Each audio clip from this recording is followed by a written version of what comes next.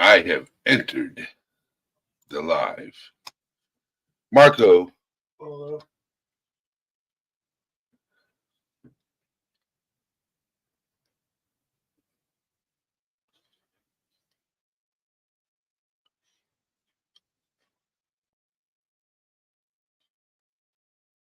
So how's everybody doing today? DJ Rogue Knox. Okay. Just knocking the mic everywhere. Yep. Ro the Hated, how are we doing today?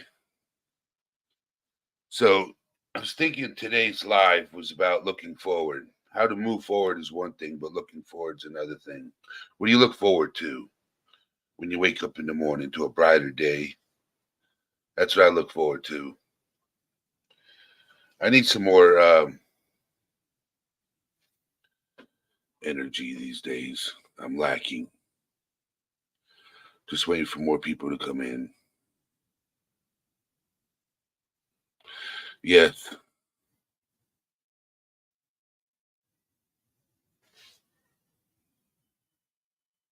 Cool gamer.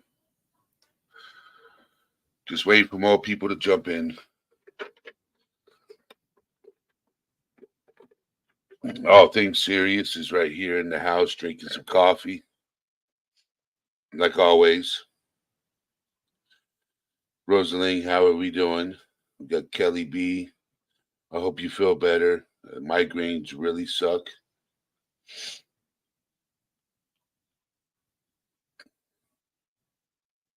I hope everybody had a wonderful weekend. Hope you had a blast this weekend. Am I too loud? If I am, let me know.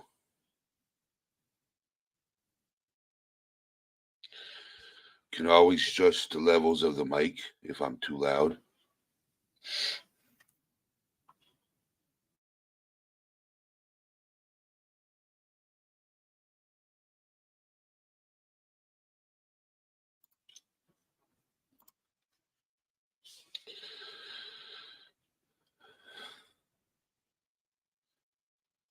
You ever tried the rice sock? Microwave for 30 seconds, throw it over your forehead. Is the headache right behind your eyes? All right, just checking.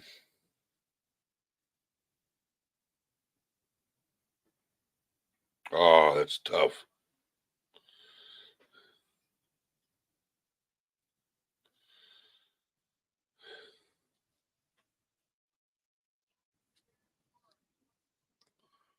That's tough. 16 chapters, 12 need to be rewritten. I mean, I'd be pulling my hair out. Yep.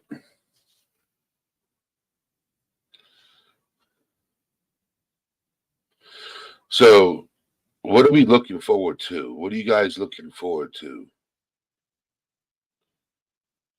Anything special these days? Like, you know how when you wake up and you look forward to doing something? Like, when I wake up, I look forward to, another day. I look forward to things getting better. I look forward to Rogue. I look forward to something. Hopefully, the things you look forward to is for the better and for the good.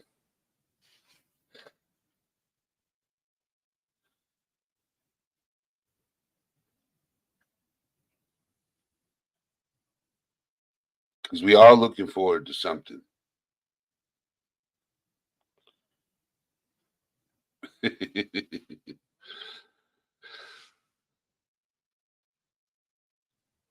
So the people coming in, it's good seeing you. Those of you who don't know, I do wear glasses. Yes. Do I need them to look at this?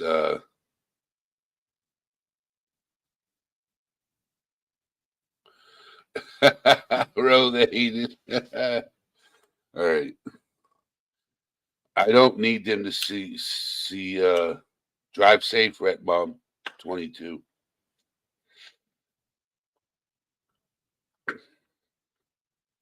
Let us know when you make it home safely.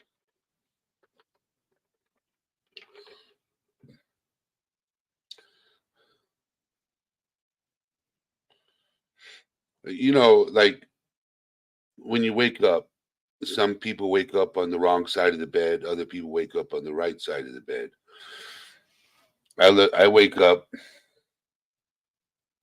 most days it's on the wrong side, but I look at the bright side. I'm alive. It's a new day. Sometimes I wish I was still sleeping, but sometimes you got to wake up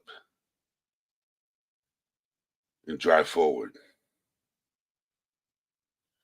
Sometimes you got to,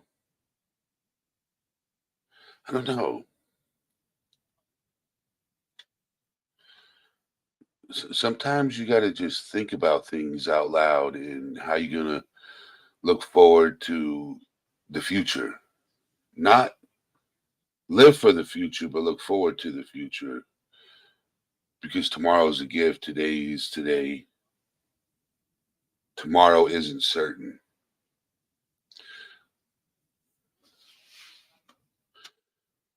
So if you make it to tomorrow, there's a reason.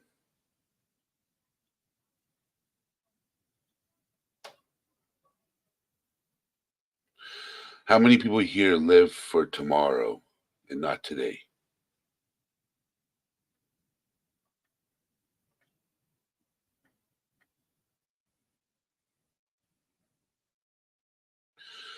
Put a one in chat if you live in the now, and put a two in chat if you live for tomorrow.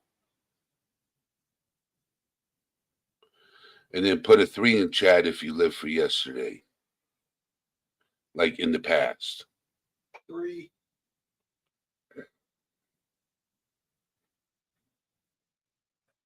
April Tobin.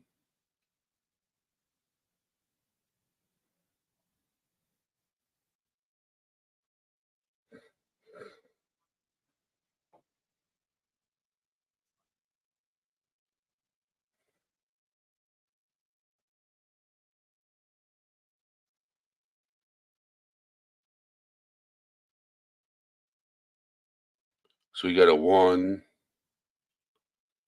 We got a two.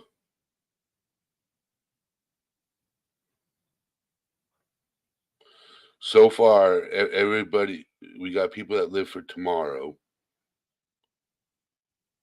and people that live for today, which is a good sign. Well, who doesn't wish they could go back to the 90s? I wish I could go back to the 90s, but I know that'll never happen. So I live today. Now, do I dream about tomorrow? Yeah. Who doesn't?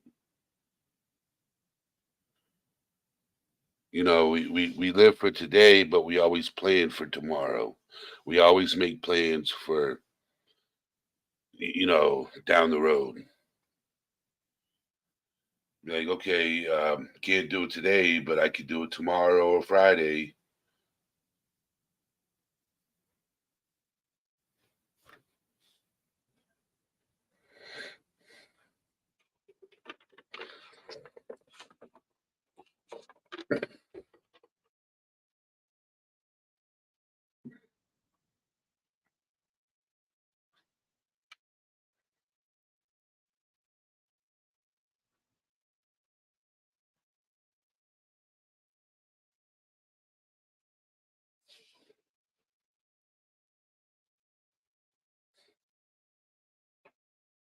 Yeah, you're right, Rogue.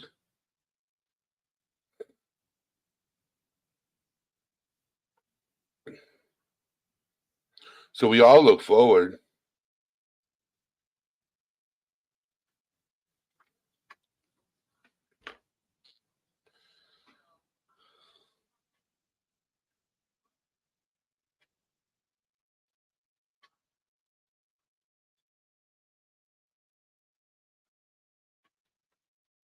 So that's my main thing is looking forward.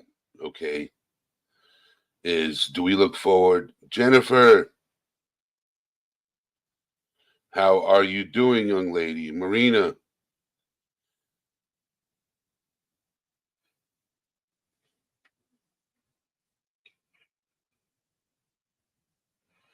see that's looking forward. Yes. So people are getting where I'm coming. You're getting where I'm coming from. Jets mom, how are you doing, young lady? Draw from the past, but don't let the past draw from you. Forget. That is so true, Ro the hated.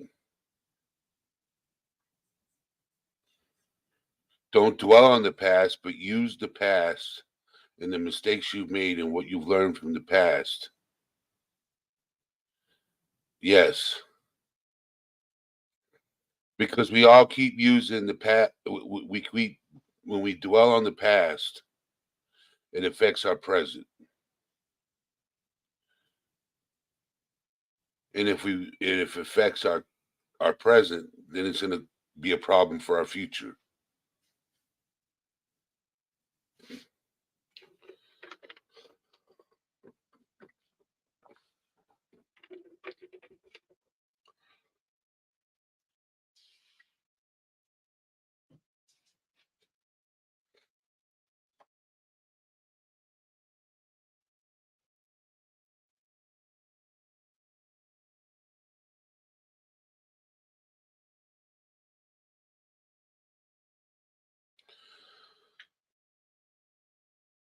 So, Ro, you deal with you've gone through this a lot, haven't you?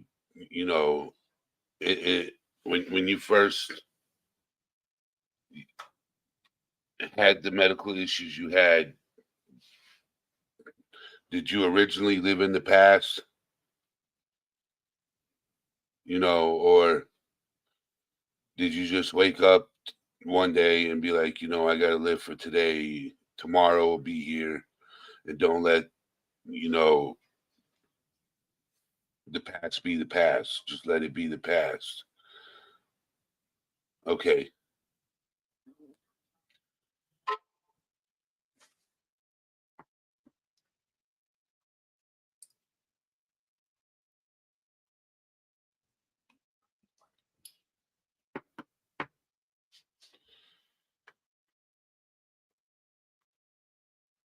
got your message.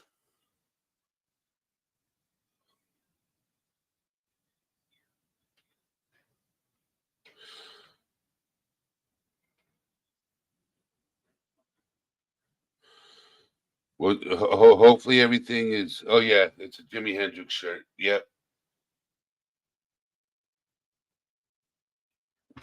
I love it too. One of the greatest guitar players ever. One of the greatest.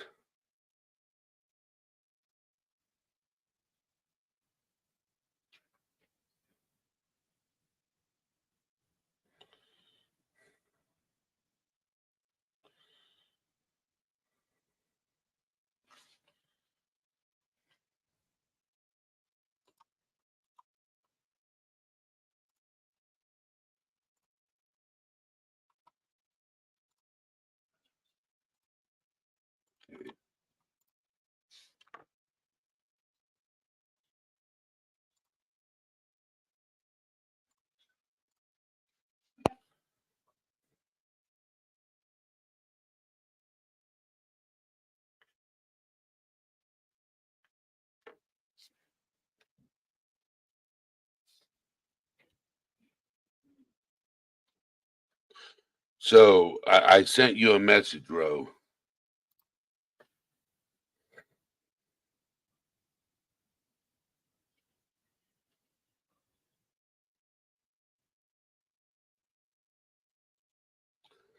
because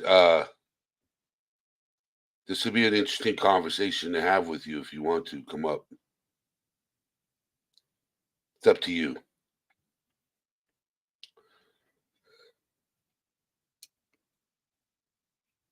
Okay.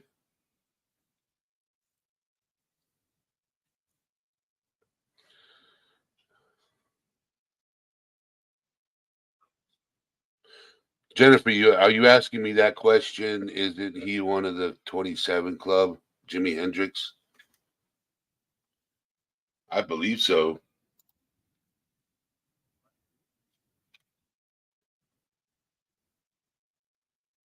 I believe he is.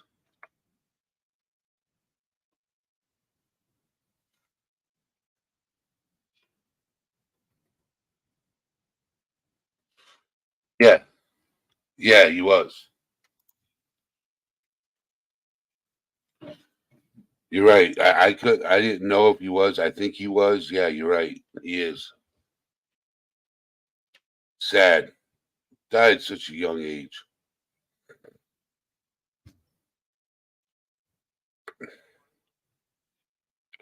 Tells you how long mental health has been an issue in this world.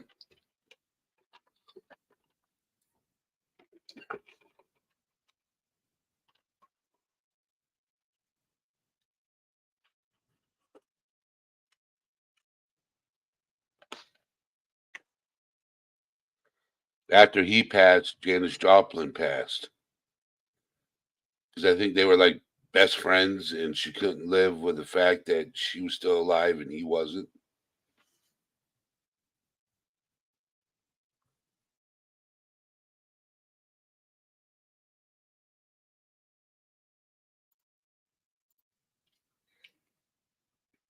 How old was I think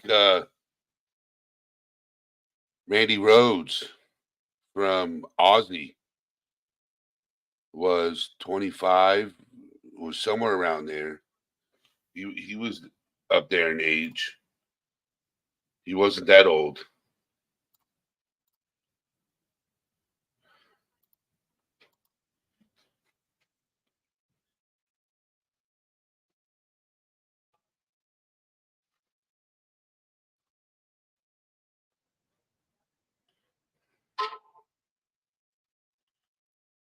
Yeah, Randy Rhoads was 26. All right, bringing you up, brother. Hey. So yeah, let me I forgot to pause the stream or mute it.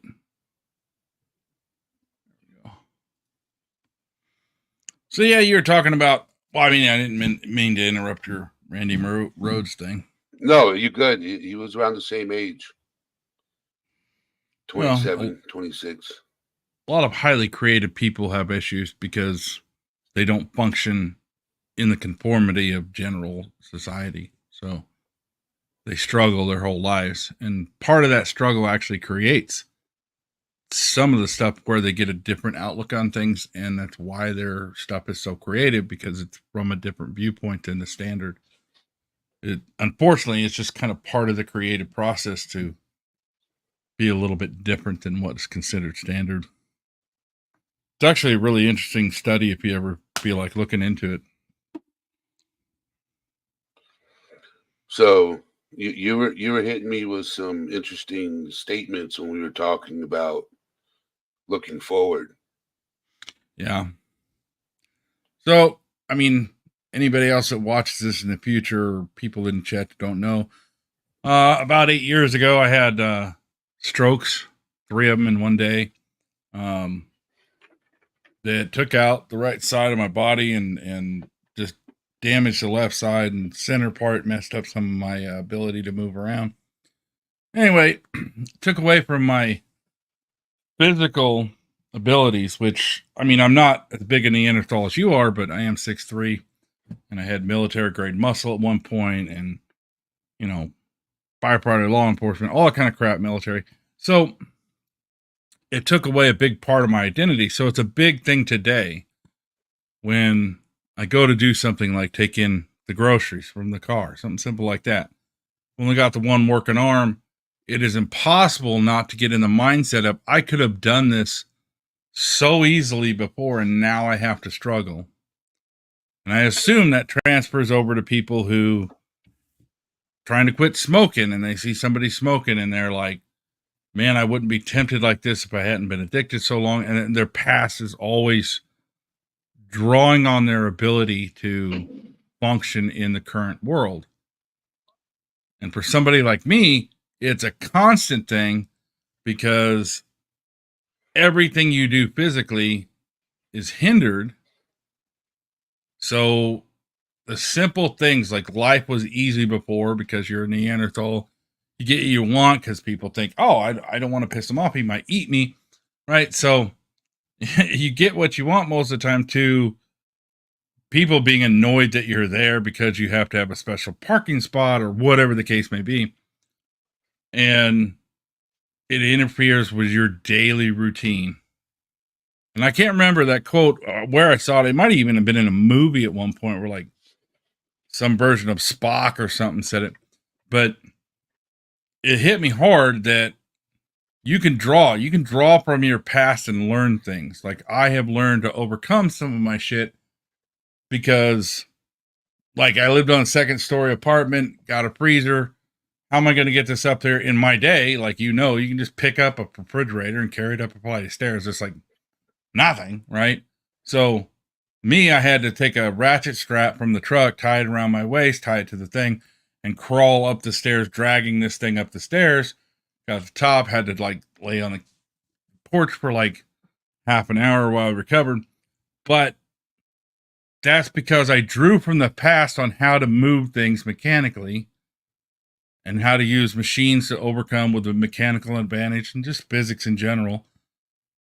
Not focus on the fact that I couldn't do it anymore like I used to, but to focus on the things I had learned to do it despite the fact that, I can't do other things. Right. So that quote clicked in for me while I was dragging that freezer up those stairs. So I kind of use it today, but at this point, it's almost a platitude to myself of just like an excuse not to get pissed off that I can't do what I used to. I mean, I'm still kind of a threat just because I'm a psycho, but I'm not the presence I used to be. So it is a constant battle. It's a daily battle. And I don't know how people do it with more non-tangible things like you're just quit nicotine, right? So that's not really so much of a tangible thing. There's nothing you can look back on and go, well, this mechanical thing helped me, or this drug helped me, or this whatever helped me. It's more of a psychological thing. So I don't know if there's any parallels with that. Have you been able to draw anything on your past of going, I beat this psychological thing this way, I can apply it to the nicotine? Well,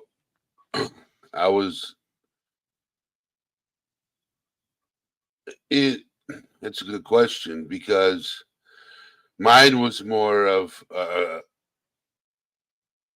I needed to do it health wise. Right. It wasn't, and I looked at the alcohol when I was an alcoholic, and it wasn't just taste. I loved the feeling. And when I quit drinking, I'm like, I should be able to do this. I did that.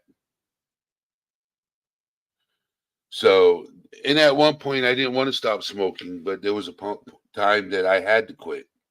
It was Yeah, like, who it's wants to time. be a quitter, right? Yeah. I'm like, and it feels good. It feels good. I don't smell like it no more. I'm not like, oh, I need to go outside and smoke a cigarette. You know what I'm saying? I need to take a break.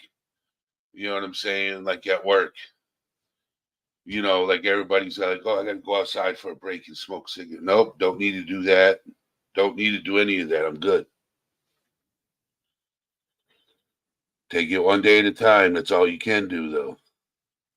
Well, it's funny you mentioned that, like not needing to take a break to smoke. There are actually people like in the army and some other government type places.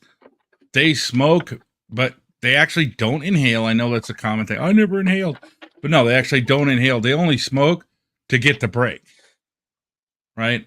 And then some of those people end up actually smoking and getting addicted to it, all because they wanted their break. Because if you don't smoke, you don't get a smoke break, right? But if you do, you get one. That's kind of how government job worked for a while. So I wonder just how many other things that applies to. Like for me, drinking is just a social thing. I never cared to drink to excess because I was always on call for something, right? So I forget. Like I'll have a 6-pack in the fridge and I'll forget for like 9 months and be like, I think that's probably going bad, and throw it out. But it was a social thing. So the more social I was, the more I drank. I wonder how many people started out that way and then started doing it to excess and drank just to drink. And the same thing applies. Like if you look back in your past, you can learn from it by going, I used to go out and drink socially, but now I'm drinking, first thing in the morning or every day or whatever. Like where did that, and you can kind of maybe find out where that happened and learn from that behavior to not do it again for the next thing, whether it's Oxycontin or cigarettes or women. Because all us Neanderthals have been through that phase where we're addicted to women. Don't tell me you haven't. I remember the story, Eddie.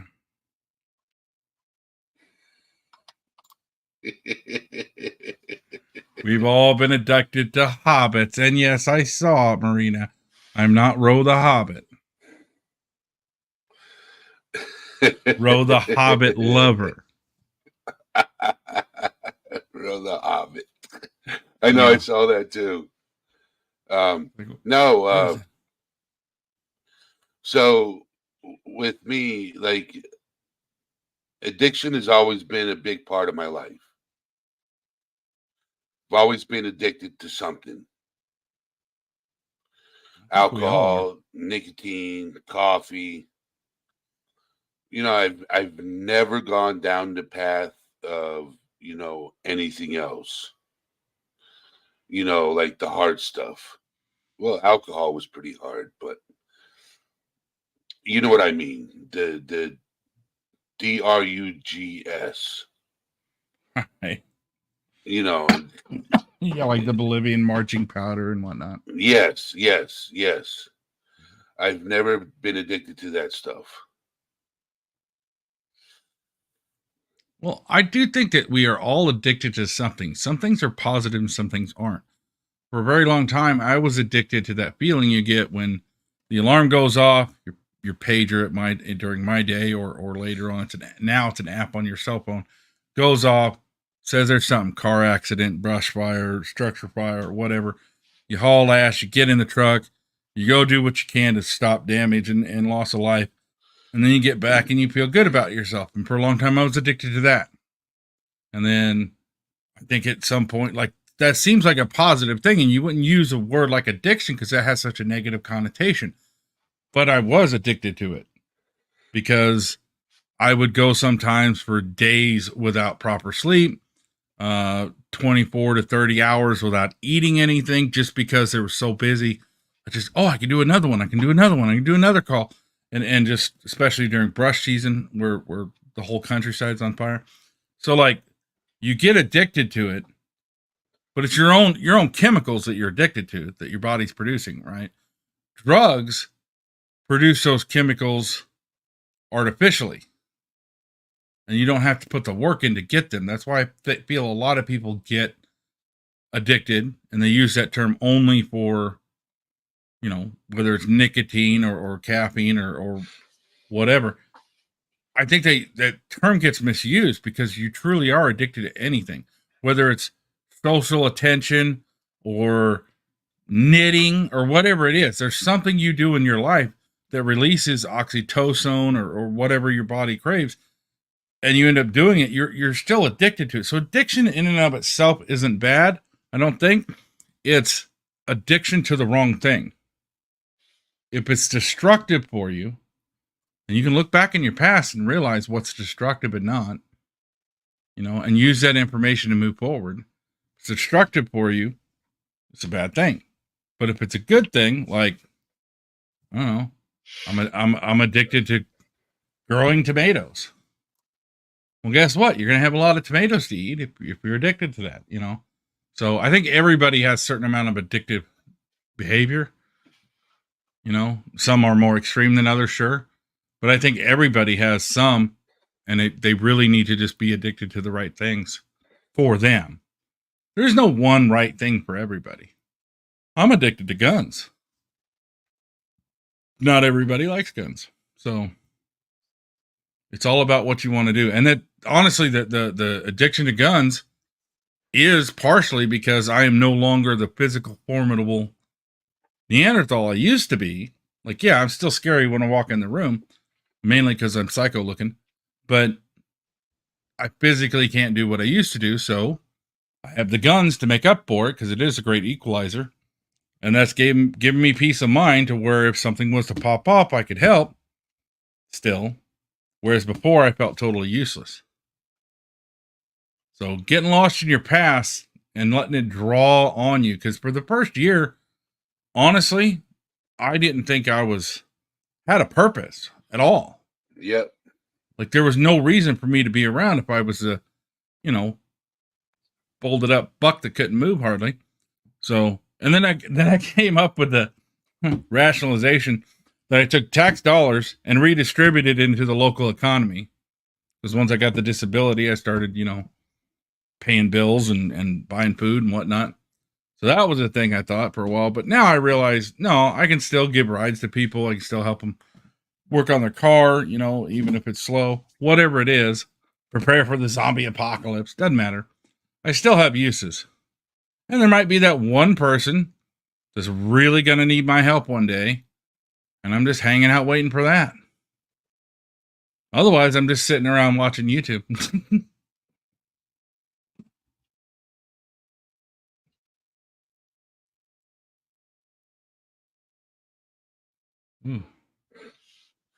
So,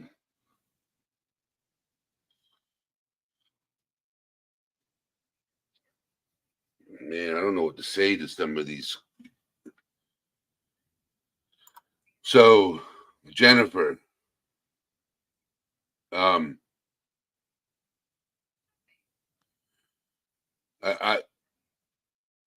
see. I was reading your statement in chat about being a grief counselor. We all grieve. You know what I'm saying? You could be a professional grief counselor and still, need your own grief counselor also. You know what I'm saying? It's like we could be therapists and still need therapy. Well, actually, I don't know if any of your therapists have talked about it. I mean, I might have had inappropriate relations with one or two of mine, but they will do that. Actually, they will, in the community of therapists, they'll be like, "Man, I've had a rough week," and they'll sit there and they'll give each other therapy, so to speak, in kind of a round table situation. Like they go see this one goes see that one, just because they have to unload after all the garbage they've had unloaded on them. They got to get it out. So I mean, they actually shrink each other, I guess is what you would call it. So even therapists and psychiatrists and psychologists, they more than anybody really needs to talk to somebody because they have so much crap dumped on them. They have to unload it. Or they end up, turning into Dr. Mengele or something.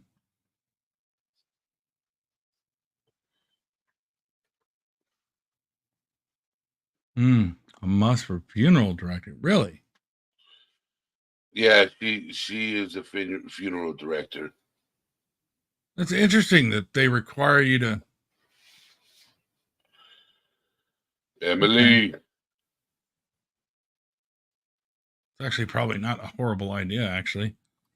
Probably ought to make that nationwide because that's another statistic that a lot of people have deep depression after funerals or wakes or whatever it is you do. People have a hard time dealing with death massively, even though it's like one of the only thing that's guaranteed in life. Yep. You know, we are kind of obsessed with it, oddly. Which We're I all don't worried about understand.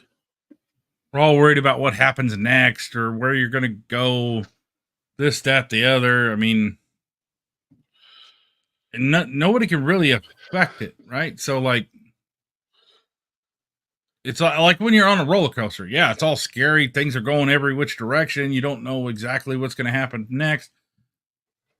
But it's not like there's a brake handle or a steering wheel on those things. Nope.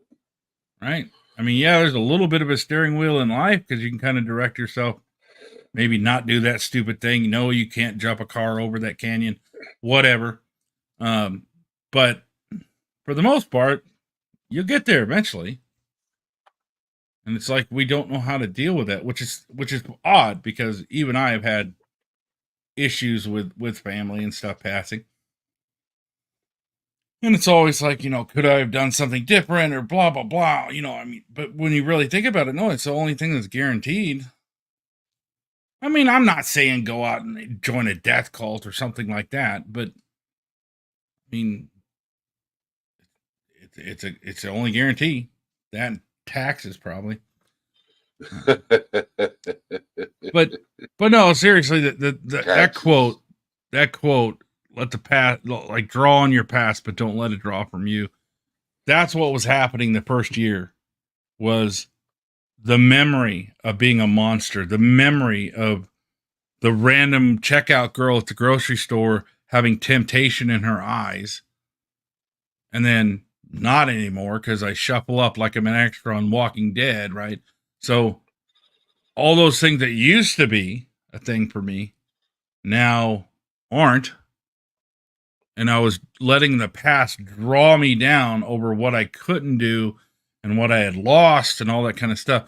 It's still a thing. I mean, in my prime, I'd have been like, you want to go out on the mat and wrestle? Because I don't usually get to play with somebody that's, 6'5", 6'6", like you, Now I'd be like, no, be careful when you hug me. You might snap me, because I've lost so much muscle mass, right? But in my prime, I would have been like, hell yeah, let's go have some fun. So I've lost that. And that was a big part of my identity. So the past still to this day draws on me a bit. Right? And I shouldn't. I should be drawing on my past and using it to my advantage. But we all live in, all of us at some point,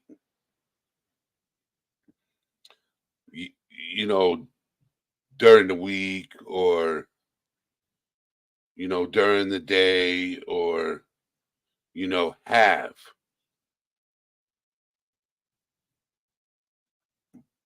was like, I wish life was like this instead of like this. Have taken, like 10 years ago, life was so much better.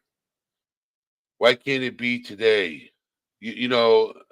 I've done that many times. Right. Okay. Looking at your, like, glory days. Yeah. Like, in the 90s, I was invincible. Well, we're not we're not kids anymore. We're grown. We're getting older. We didn't take care of ourselves when we were supposed to, and things happen. Right. Okay. We're falling apart because we didn't take good care of ourselves when we should have. So we made our bed. Now we're lying in it. Sometimes for several hours a day because the joints won't work right to get out of bed. But no, that's exactly. I try to explain that to people. especially big guys, and I'm not saying, oh, woe was us and all you hobbits have an advantage. I'm not saying that, but especially for the big guys, they're expected to do crazy shit, right? You know, whether it's the path I took with firefighting and all that to something you're doing like bouncing or whatever. You're expected to do crazy physical shit because, you know, you're a large slab of meat, right? So we do things that beat us up. And that's why I tried to explain to somebody the other day. I know I'm only half a century, sure, but it's high mileage. There's city miles on this rig, right? I needed a rebuilt engine and my whole chassis redone years ago because I put in so many miles on it. And they're rough city miles with potholes. I mean, it's just, I'm a falling apart piece of crap before all this shit happened, you know, because I did so much crap physically damaging to myself that it added up. Now, somebody that's had a nice, cushy life, they go to the gym once in a while and they have an office job and never been in a fight and all this kind of stuff, they can still have physical problems like arthritis and whatnot and make poor diet choices and have other problems, but they're not going to have the reconstruction on their knees and reconstruction on their ankles needed and all this kind of stuff because they didn't jump out of perfectly good airplanes or, you know, some of the other stuff that I can't talk about on screen. But we're high mileage a lot of times. So, yeah, at half a century, I'm probably, you know, in the old days, I probably would be about checking out because, you know, there wasn't a lot of medical stuff. Now they can do stuff to extend it, but it's kind of like one of those things that at some point you look at a car and go, it's not worth restoring. I should just go get a new one, you know? So you're always wavering on that, you know, when you're starting to break down and you realize also, I kind of fucking did this to myself, you know? I mean, it's not the universe's fault. It's not the guy who dared me to jump the car off the bridge. None of that kind of stuff. I made the decisions that brought me here, right? So, you know, whether even it was the strokes, I'm the one that spent 10 years in a semi watching the windshield go by and blood clots forming in my legs, eating like shit. Like I made those decisions. I did that to myself. It's not one of those things where I can go, oh, woe is me. I can't believe this happened to me. I did it to myself. That realization is what kind of put me away from the idea of I should quit focusing on the past because a lot of times people go, oh, it was unfair that this thing happened to me. Then they focus on it. No, I did it to myself. So forget about all that crap, move forward. But when something comes up, you can always look back. I mean, it's kind of a weird balance. I don't have it quite figured out, especially when I look at a woman and she's like, do you need help to your car? Instead of like, I'm thinking about taking you home, you know? So like that part's still one of the biggest issues I have.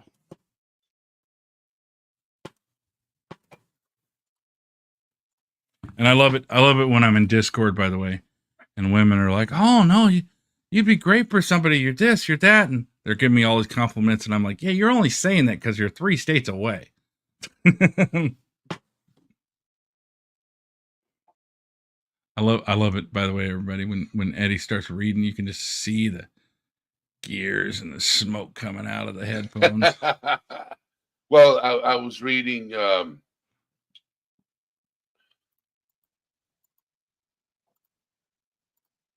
so Jennifer made a statement. She's like, this is what I love about Eddie's lives.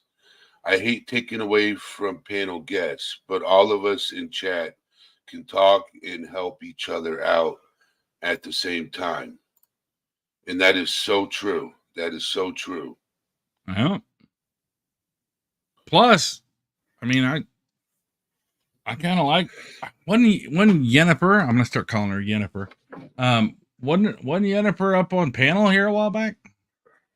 Yeah, she's been on panel a time or two.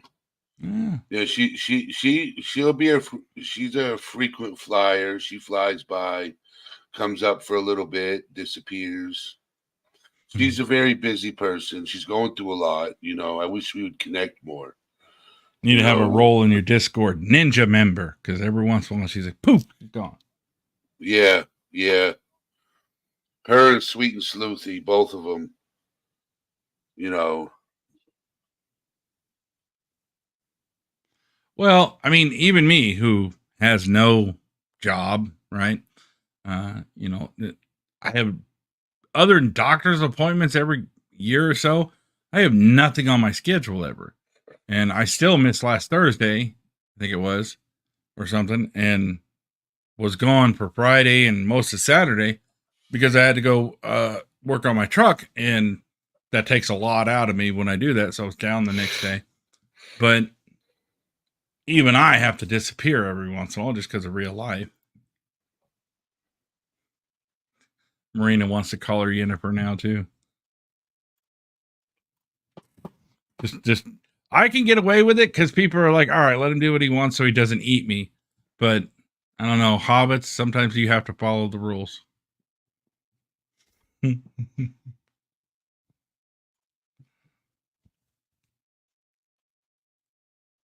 That's by the way, Eddie, that's what they call vertical privilege now. Because we don't have to follow all the rules because people are just like, I ain't gonna try and enforce it with him or whatever. So stupid. Call it vertical privilege. Yeah, but try and get something off the floor when you got a 6-foot travel down there, you know.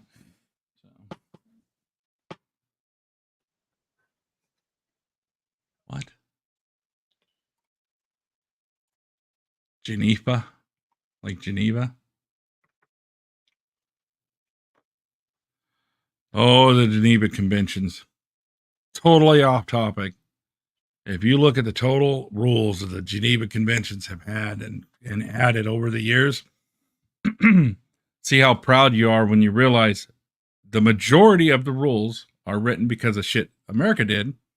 And if you combine all the other ones that were other people and add them together, there's still not as many as what America has pulled off. So talk about war crimes. Roe is a hobbit sexual. I can't disagree with that. Good one, April. Yeah, if so I think a few of you have seen a picture of my ex-wife. Jennifer, I sent you a message. Thank you, Jeff H. It's good seeing you. Hold on. Give me just a second, Jeff. Hold on. Copy. Paste. I'm gonna drop you the link, Jeff. Need you to come up. Yes, get Jeff up here so you can put me backstage so I can have a cigarette. Need you to come up, Jeff.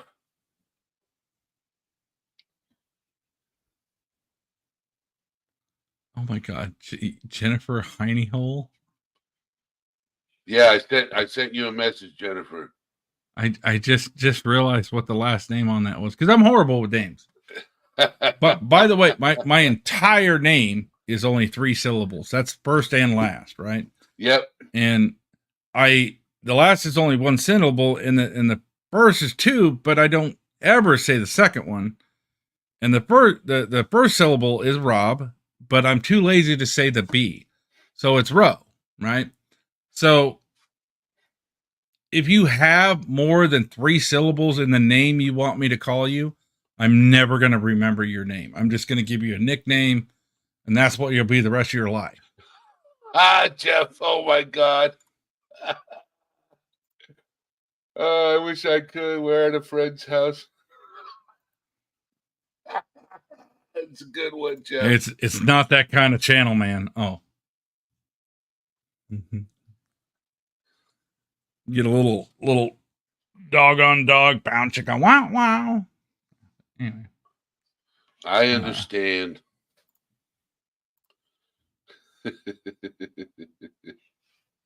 But you're always welcome up on my panel, Jeff. Always welcome. Hold on. Give me just a second. I love the way you go. Hold on, give me just a second. When you're you're not pausing anybody's conversation or anything like. You can do that stuff, you know. All right, those of telling you, everybody. Jeff has his own channel. I'm gonna post your link in it. So that's Jeff. That's his channel. Throw that down in the description of the video too. So I post the link.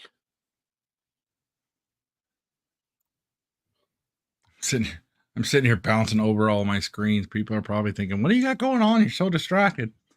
Well, I just have the chat up in another window.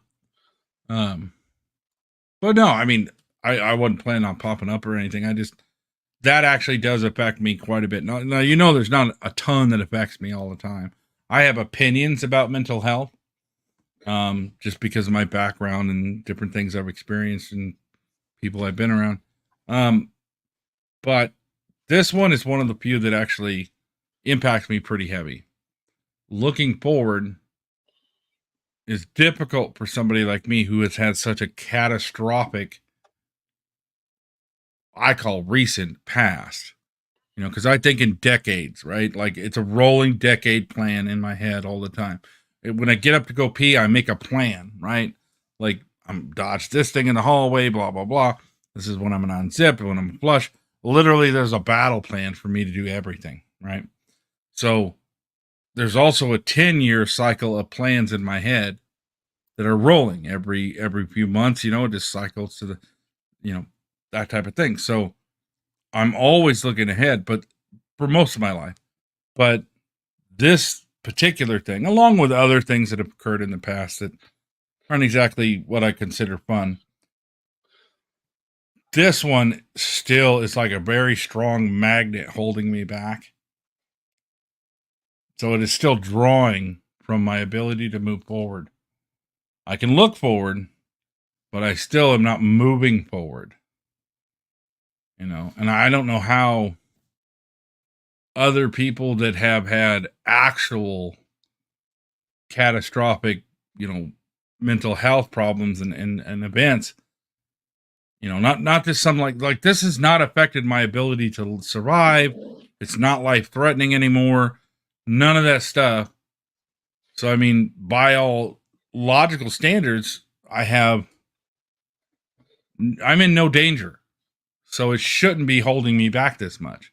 People that have actual problems in their life that can affect their survivability or even their mental structure, like how do they deal with this when this thing, like, while yes, a little bit major, but it's such a strong pull to not move forward.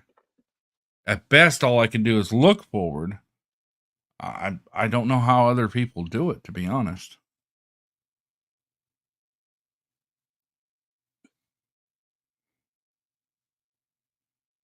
So, Jeff, are you in Discord? Are you in my Discord?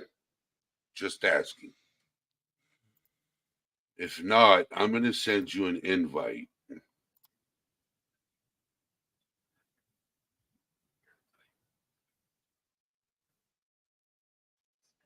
I don't think he's in there because his Discord will show active. No.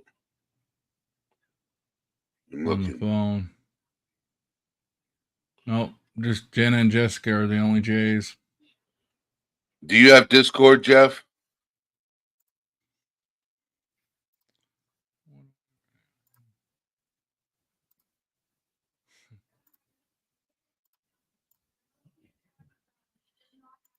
And if not, here's a link to my Discord.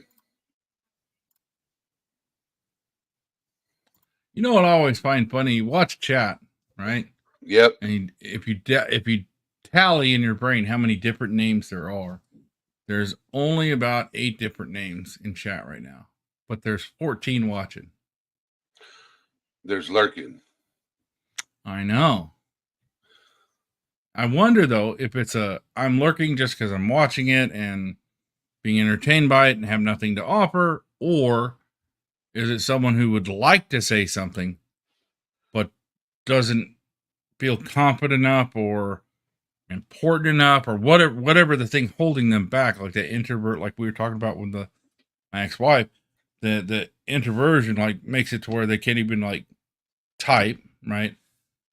How many of those could just they could really use some help in like drawing them out a little bit? And that's where Discord comes in.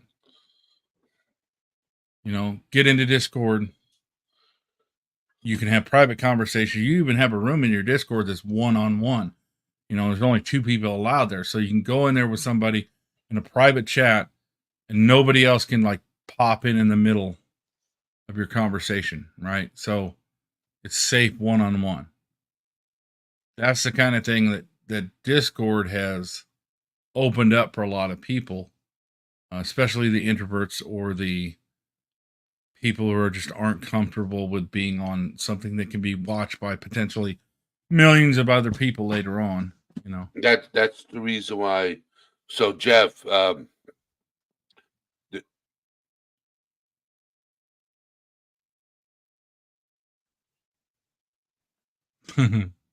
distraction. no, I'm reading his comment. It says just YouTube has taken me away from so many things that I'm supposed to be doing. I don't think I can add another distraction like Discord. Yeah. Well, the reason why I have Discord is if you're ever struggling with something, our platform is always open because people will respond. If you drop in and you leave a comment or something, somebody within the platform will reach out to you. Always. Right. And there's a voice chat like this with or without cam. You don't have to turn it on. There's texting as well, although I don't respond to text. But because, you know, making a one-armed man fucking type, what a dick. No, I'm just kidding. But you know, there's the voice chats to where you can pop in. Like I said, there's a one-on-one, there's a group chats, there's the after party that you do a lot of times. So it's a platform that I suppose could be distracting, but it's just basically a messenger app with voice and video capabilities that is you only, if you turn off notifications, you only need to go there when you're in the mood. Right? Like a lot of people say they don't like it. I'm not going to mention any other names at Rhett's mom, but some people say they don't like it. But at the same time, if you don't like it, don't go there unless you're ready to use. It's like your old phone on the wall. Just fucking ignore it unless you need to make a phone call. So, but yeah, that's I understand where he's coming from because there are times where I'll have like 4 of my screens have different YouTubes up that I'm watching, and it gets to where it's like more and more information and disinformation can get pumped into my head, and it becomes like, wait a minute, I haven't eaten today, you know. So yeah, it can be very distracting. Kind of like the bad part of the internet is that. No, not Rhett Mom 22. Rhett's mom. You're talking about Jet's mom. Jet's mom. Yeah, sorry, Jet's mom. She hates Discord. And I was just giving her shit. So Jeff, I like the statement, but you know that's what we try to do. I think, and the only reason why we know who each other is because allegedly with Brittany. So, what's up, Dan? How you doing? Yeah, I don't know who that Brittany person is. You mentioned her a lot. So, before I started my own YouTube channel talking about mental health, I was part of the true crime community, and I still am in somewhat. I was a big part of allegedly with Brittany J. She has her own true crime channel, and you know, I'm still a lurker over there. It's just I've been focused on my channel a lot lately, but I'm still a lurker in her channel. I still watch, and I'm still a supporter. And That's how I met. This is where a majority of my community came from, is her. The first 200 or so subs are from her channel. Supporters. Majority, and then you know I went to LFR, and that's how I met you originally, Ro. And then I went to LV, and that's how I met some of the people that come in here from over there. Alma Carrera. So a lot of these people I shout out to came from Brittany's channel, okay? And yeah. And just on a side note, CD, I was telling them I was out Thursday and Friday working on my truck and took Saturday to recover. Still haven't fully, but yeah, I haven't been around much this weekend. My bad. But yeah, somebody's got jury duty. Okay, so we made it over the hour mark. So those of you who are not part of my Discord, I would love you guys to join my Discord, okay? Because at the end of every live, I try to do what they call an ATS after party, where we go to and people are honest. If I could do something better on my channel, I want to hear it. Okay. You know, those type of things. I want to hear what I could do better, make it more interesting to keep you guys around, to keep you guys talking, ideas. And As a caveat, though, at one point weren't you thinking about calling it like Off the Rails with Roe or something like that? Because when I don't have YouTube's guidelines to stop me, I can get pretty deep and dark sometimes. yes.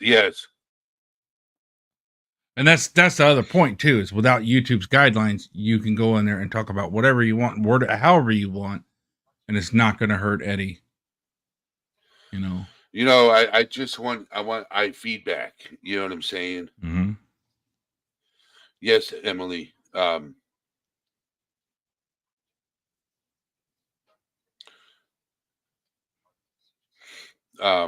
I've always, so for 8 months prior to me starting my own channel, I talked about it with Brittany. Okay, and one of these days I'm going to get her up on panel and we're going to talk about a specific subject one of these days. But until then, when the time is right, we'll do it. When the time is right. I just got to get my channel a little bit bigger. Mm-hmm. So I will when the time is ready. It'll start growing. But I got to start doing some shorts. I'm going to be doing some shorts here shortly. So, so be on the lookout for those. And chopping up some of these lives into like highlight reels or 5 minutes. Oh my God. So Alma Carrera, how much time did he get? Hopefully life in prison.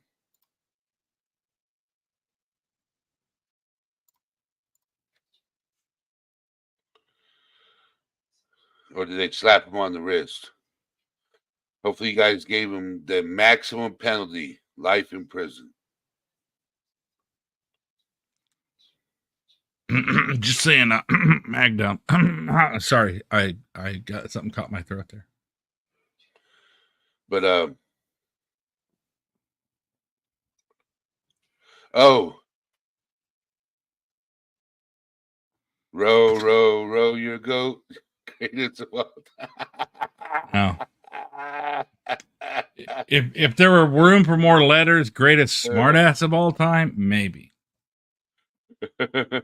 Or greatest dumbass of all time. Funny how those two are interchangeable a lot of times. Disgusting. Yeah, I know. No, I was just reading what Alma Carrera, what she was on jury duty for. Yeah, I see like, that. Yeah, it's disgusting. Yeah, that's On why. that That's note, why I got that little thing caught in my throat. yeah, I accidentally said that other thing. yeah. So, but everybody, put a 1 in chat if you know about ATS after party on Discord. Boy, the delay between the stream and StreamYard is palpable. Oh, he said it took me a while to find a good word. Well, that's not bad. If I was gonna bring back my channel, I might actually use that. Just saying, because it was said in a public forum. It's not copyrighted. Just I'd take that for myself. Although I don't have any plans to restart my channel. They're too restrictive about 2A content now.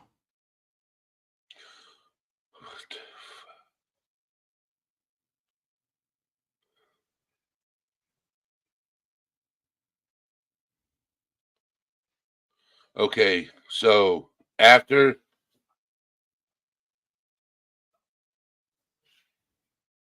Well, yeah, the judge does the sentencing. The jury does the verdict, and although why he dismissed you is beyond me, because usually they can allow you to at least hear.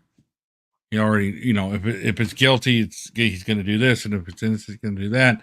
He already knows what he's going to do for sentencing when the verdict comes back, and then he does it. But maybe deported, so obviously he was not a legal citizen. Yeah, that's what I read. Mm-hmm. So everybody knows what we're talking about. This right here. I may need to go get an edible after that. So, this is where I thank you guys for coming out and enjoying. We are going to be heading over to ATS after party.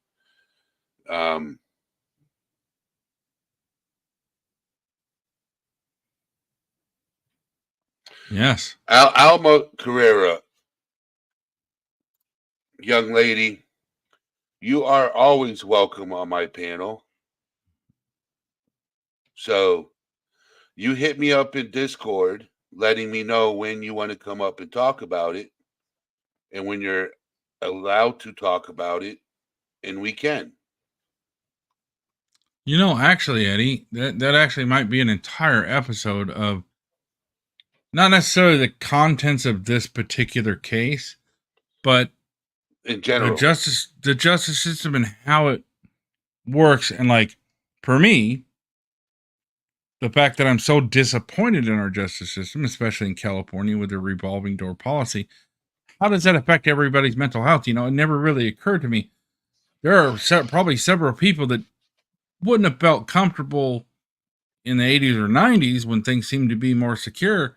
But now, because things are just seems to be that much more crazy, how does that affect people that have anxiety? That's just adding to anxiety, isn't it? For the people that don't run around like a small arsenal. I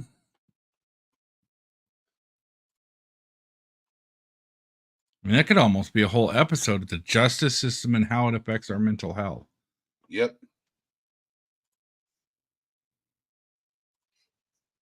I agree. Yeah, and Jennifer makes a good point. I mean, we know how, like, in a situation where, like, Sound of Freedom, the guy the guy that was portrayed in that book, how many thousands of hours of craft that he had to watch, how that would affect you mentally, how being aware of a case and having to have those details presented, how that would affect you mentally afterwards is another thing a lot of people don't think about. Serving on a jury, got to see some pretty dark stuff.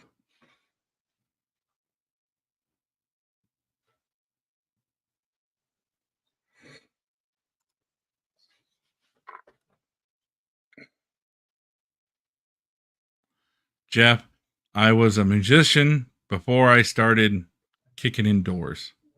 I played sax, drums.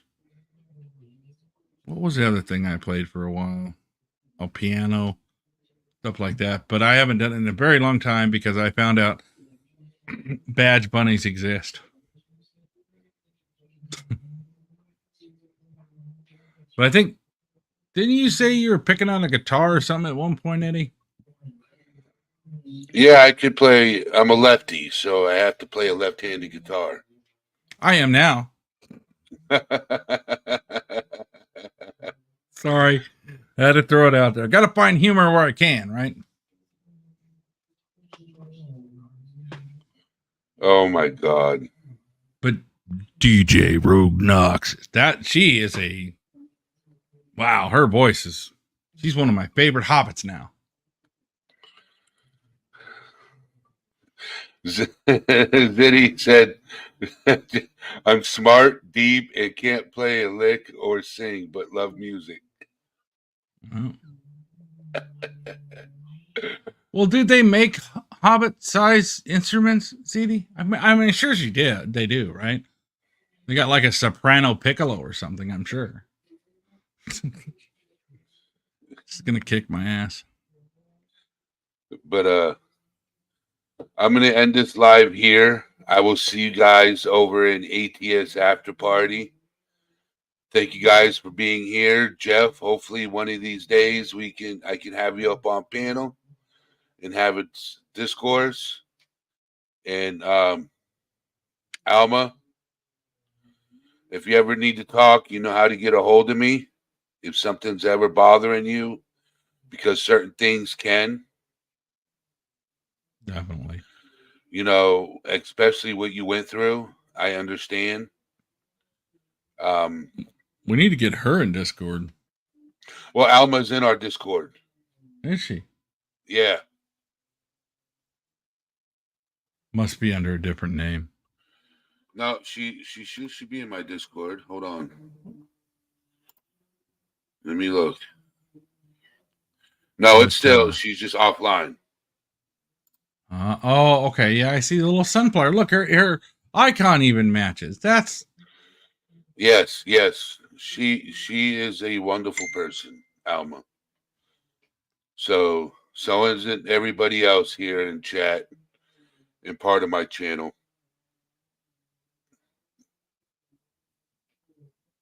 I just want to thank you guys for being here. I will see you guys over at ATS After Party in Discord. Yeah, and thanks for putting up with me for a while. Sunflower for Dylan. So, yeah. Yes, Jeff. You just when you come in, let me know when you're free, and I'll have you up on panel one of these days. You know what I'm saying? We could talk about anything that you have to mind. I'd love. Yeah, to like the trauma of watching your dog try and rape your friend's dogs. Oh my God. Oh my God. Because that's what he did. He went over there to his friend's house and dog's trying to hump the hell out of it. Yep.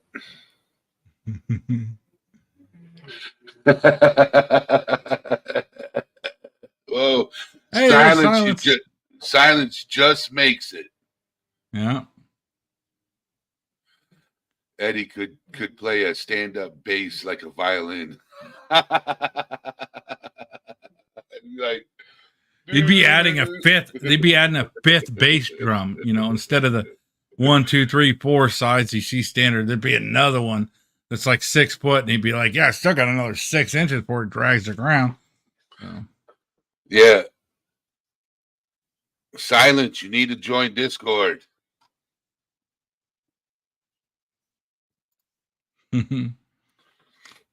That's the thing. YouTube's notification system is balls. So basically, in order to get your YouTube feeds refreshed, you have to go back to your homepage and then hit F5 if you're on a computer, or drag it down and let it up if you're on the phone to refresh it. Like, just going home doesn't refresh your notifications. It's so stupid. So you do have to refresh it from the homepage to get new notifications. And that's why a lot of times people come on, 30 minutes after you start something because they just haven't reloaded the page. Ironically, the female dog is named Blue. Atta boy, Blue. All right. So, yes, Silence. Too bad you didn't make it. It's going to be an interesting conversation. But except for I was in it for a while. Yes, Jeff. Thank you for stopping in, Smitty. I'll see you over in after ATS after party. I'll see you guys later. Thank you for joining me today. And I just wanted to tell you guys I love you guys. And I will see you in ATS after party so we can discuss about doing more things with this channel and so forth. And that is ATS, All Things Serious, out.